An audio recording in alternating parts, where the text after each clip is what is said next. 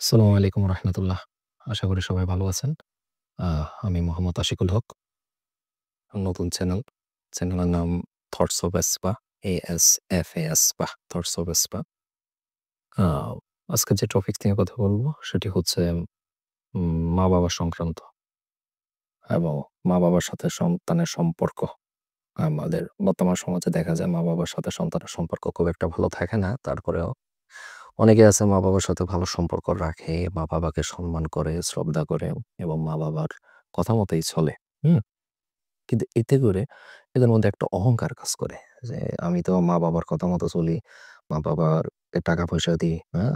মা-বাবার খেদমত করি, হ্যাঁ? অমুকে তো খেদমত করে না, অমুকে তার মা-বাবাকে খাওয়ায় না, পড়ায় না, হুম? মাকে পড়ায় না, বাবাকে মূল্যায়ন করে না।" এই টাইপসের এবং এটা যে আমরা ভাবতেছি, এটার মধ্যে আমাদের মধ্যে একটা অহংকার আসে।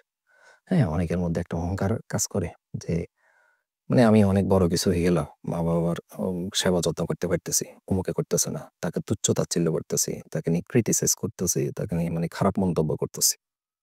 তো আসলে হচ্ছে কি এই ব্যাপারটা একটু খেয়াল রাখবেন। আপনি মা-বাবার খেদমত করতে পারতেছেন। মা-বাবাকে ভালোবাসতেছেন। মা-বাবাকে সেবা যত্ন করার সে তৌফিক আল্লাহই আপনাকে দিছে। অন্তত যদি তৌফিক না দিত আপনার পক্ষে সম্ভব না মা-বাবার খেদমত করা। এটা অহংকারের কিছু না। এখানে অহংকারের কিছুই নেই। বরং এটা আল্লাহর করুণা, আল্লাহর দয়া যে আপনি সেবা করতে পারতেছেন। এখন ধরেন আপনি আপনার মা-বাবার অনেক সেবা যত্ন করলেন। কিন্তু আপনার কোনো একটা সামান্য কথা তুচ্ছ-তাচ্ছিল্য করে বা রাগ করে বা খোঁটা দিয়ে কোনো একটা কথা বললে এবং এতে করে যদি আপনার মা মন থেকে কষ্ট পায় বা আপনার বাবা মনে কষ্ট পায়, আপনার সারা জীবনের আমল শেষ। তো তবে অথচ অন্যদিকে যাকে নিয়ে আপনি তুচ্ছ-তাচ্ছিল্য করলেন, যাকে ভাবলেন যে এ তো খারাপ, এ মা-বাবার সেবা যত্ন করে না, কিছু করে না, হ্যাঁ?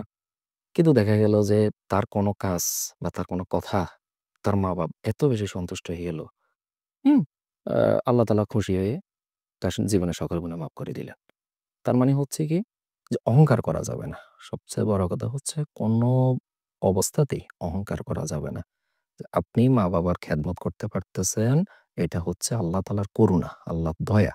আলহামদুলিল্লাহ। তবে এটা নিয়ে কখনো অহংকার করবেন না। ইনশাআল্লাহ অবশ্যই আমরা মা-বাবার সেবা করব, যত্ন করব, সম্মান করব এবং সাধ্য অনুযায়ী যতটুকু আমাদের পক্ষে সম্ভব আমরা তাদের সাথে ভালো ব্যবহার করব। অবশ্যই ভালো ব্যবহার করব। এটা তারা আমাদের কাছে প্রাপ্য। তবে অহংকার করা যাবে না।